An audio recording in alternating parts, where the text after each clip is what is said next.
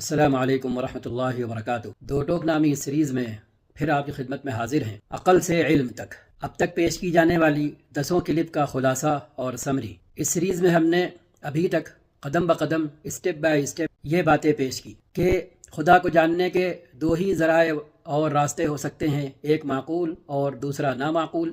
ہم نے دیکھا کہ عقل ریزن خود علم پیدا نہیں کرتی بلکہ پیشگی علم پری نالج پر کام کرتی ہے۔ ہم نے انسان اور کمپنی کی مثال دی، پھر صحرا، قبلے کی سمت، تحری اور وجدان، انر انٹویشن کی مثال دی، اور اس سے یہ بات کھل کر سامنے آئی کہ جہاں علم نہ ہو وہاں عقل یا تو کام ہی نہیں کرتی یا اندازے سے کام کرتی ہے، گیس ورک کرتی ہے، اور جہاں علم آ جائے وہاں اندازہ ختم ہو جاتا ہے۔ ہم نے یہ بھی دیکھا کہ وحی ریویلیشن عقل کے خلاف نہیں بلکہ عقل کے معیار کو پورا کرتی ہے، اور آخر میں یہ بات ثابت ہوئی کہ مسئلہ عقل کا نہیں بلکہ علم کے ذرائع، سورس آف نالج کا ہے۔ عقل خود کہتی ہے جب خدا کو جاننے بیٹھے ہو تو خدا سے متعلق جو سورس آف نالج ہیں وہ ہمیں دو، میں ان ذرائع پر کام کر کے تمہیں نتیجہ دوں گی۔ یہاں عقل کے سمجھنے بوجھنے کا، کام کرنے کا، اس کے دائرہ کار کا باب مکمل ہوتا ہے، یہ چیپٹر کلوز ہوتا ہے۔ اب اگلا سوال یہ ہے کہ اگر خدا ہے تو اس نے اپنی پہچان کے ذرائع بھی دیے ہوں گے،